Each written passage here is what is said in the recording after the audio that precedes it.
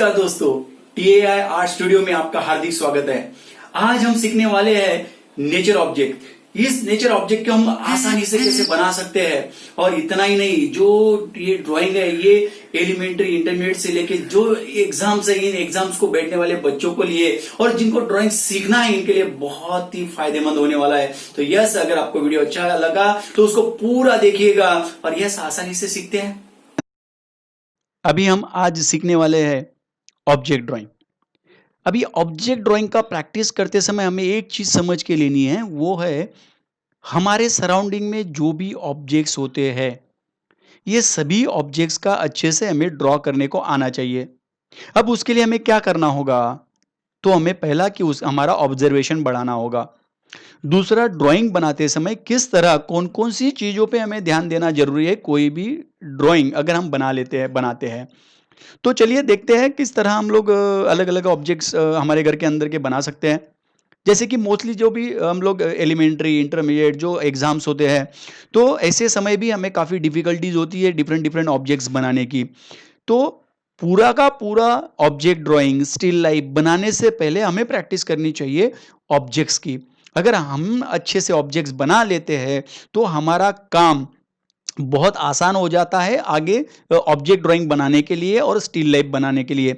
और इसीलिए हम लोग पहले बेसिक ऑब्जेक्ट ड्राइंग सीखने वाले हैं।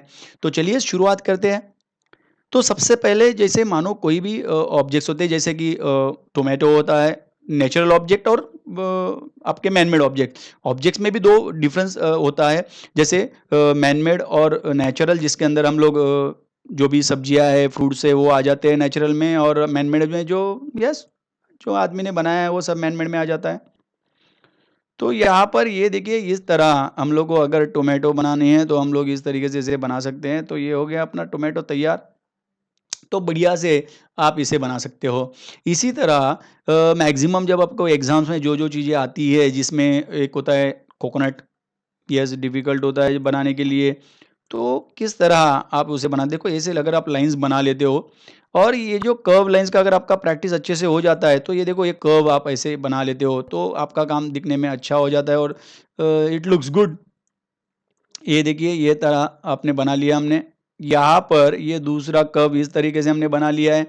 अब यहाँ आप अगर इसे ये ज्वाइन करते हो, ये देखिए ये लाइंस तो तैयार हो गई। और यहाँ से ये जो पॉइंट है यहाँ पर ये जो लाइंस है, धीरे धीरे आप इस तरह इसे कवर कर सकते हो, बना सकते हो। तो ये जो लाइन है, यहाँ से जैसा कर्व है, अगर वैसे आप अगर लाइन बनाने जाते हो और उससे वो दिखते समय अच्छा दिखाई देता है।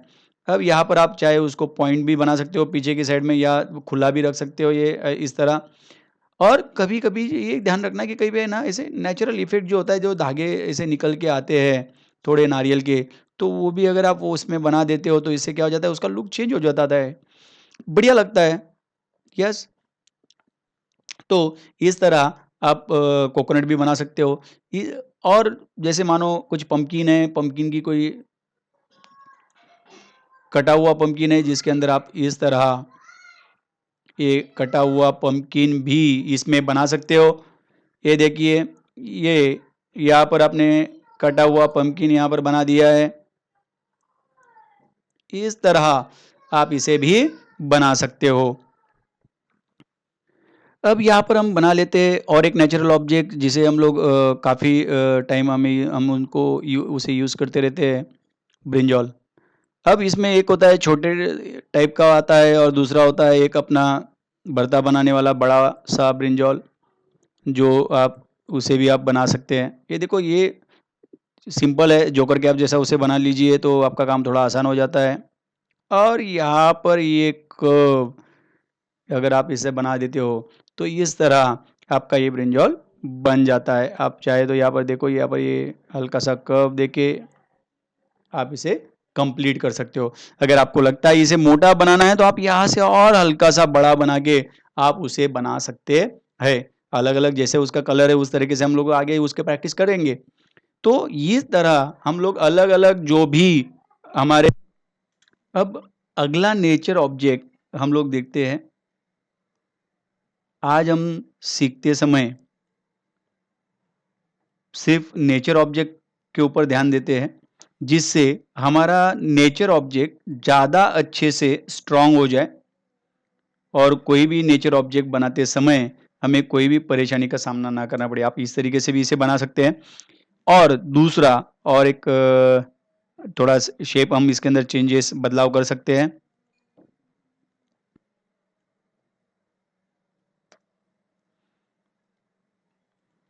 आज हम सिर्फ नेचर ऑब्जेक्ट पे कंसंट्रेट करते हैं। तो ये देखो इस तरह आप ये बॉटल गार्ड को भी बना सकते हैं। ये नीचे का पार्ट थोड़ा बड़ा होता है यहाँ पर बॉटल गार्ड का, और यस बढ़िया तरीके से ये बॉटल गार्ड हमारा बन गया।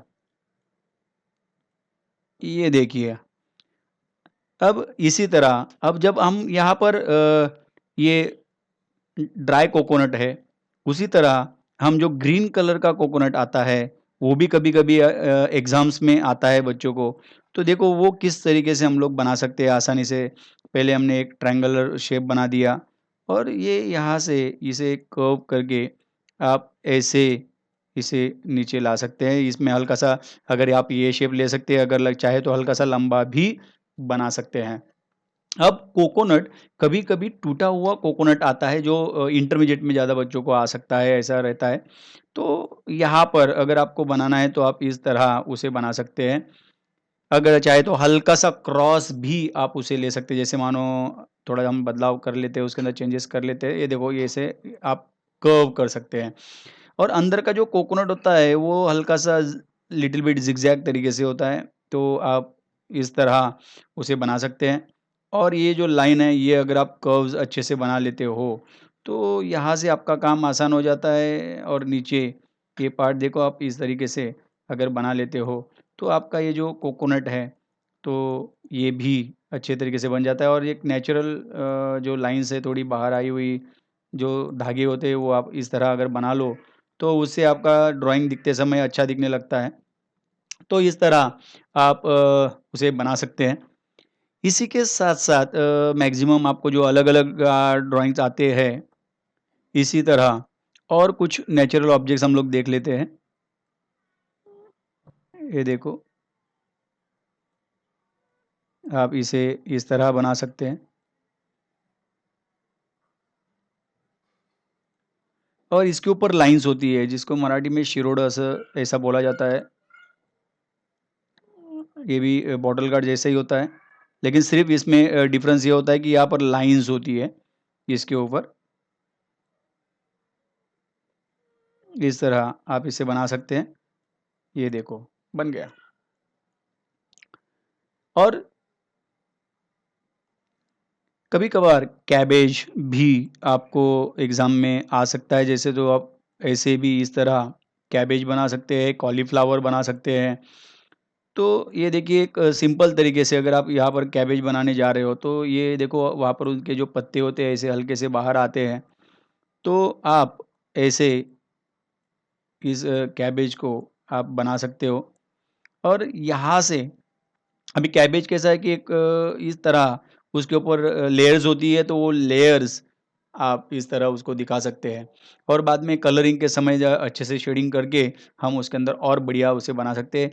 और कॉलीफ्लावर और कैबेज इसमें ज़्यादा डिफरेंस नहीं होता है। अगर आप देखो यहाँ पर अगर हम कॉलीफ्लावर अगर बनाने जाते हैं तो इस थोड़ा हल्का सा हमें थोड़ा जिगजैग बनाना पड़ेगा, क्योंकि फ्लावर होता है उसके अंदर जो पूरा येलो टाइप में, तो इसलिए इसे हमें इस तरह बनाना है। और बाकी जैसे कैबेज के लिए बाहर आपको पत्ते जो देखने को मिलते हैं, तो वो उसी तरह इसके भी बाहर हमें ये लीव जो है वो देखने को मिल जाते हैं। तो ये देखिए हल्का सा इस तरह आपका कॉलीफ्लावर भी तैयार हो गया। इतने अच्छे तरीके से हम अलग-अलग नेचर के ऑब्जेक्ट है वो बना सकते हैं। आप चाहे तो इसके अंदर चिली वो भी हम लोग बना सकते हैं कि यस ऐसे ले लो, यहाँ पर थोड़ी जगह है तो इसमें हम बना देते हैं। तो एक ये नेचुरल शेप है, नेचुरल शेप और मैन मेड ऑब्जेक्ट, इसमें एक बहुत ही ख़ास बात होती है जो मैं आपको नेक्स्ट लेक्चर में बताऊँगा। जिसके कारण थोड़ा नेचुरल ऑब्जेक्ट थोड़ा आसान हो जाता है बनाना compare to man made object. और वो तो इस तरह यहाँ पर आप ये भी हमारा ऑब्जेक्ट रेडी हो गया। तो आई होप कि आज मैंने आपको जो सिखाया वो बहुत ही आपको काम आने वाला है, जिससे आपके नेचुरल ऑब्जेक्ट्स बनाने में जो भी आपको डिफिकल्टी है वो आपकी दूर हो जाएगी और बहुत अच्छे तरीके से आप नेचुरल ऑब्जेक्ट बना सकते हैं। बढ़िया सा प्रैक्टिस कीजिए। Practice makes man perfect. जितना आप अच्छे से प्रैक्टिस करते जाओगे उतना आपका काम और ही भी बढ़िया होता जाएगा। जस्ट मिलते हैं अभी फिर नेक्स्ट लेक्चर में, जहां पर हम लोग सीखेंगे man made object. Thank you. अगर आपको ये मेरा वीडियो पसंद आया होगा तो इसे लाइक कीजिए, सब्सक्राइब कीजिए और बेल आइकॉन दबाना मत भूलिए, तो इससे भी आगे जो आने वाले वीडियो है वो उसका नोटिफिकेशन आपको सबसे पहले मिल सके। तो यस मिलते हैं नेक्स्ट लेक्चर में।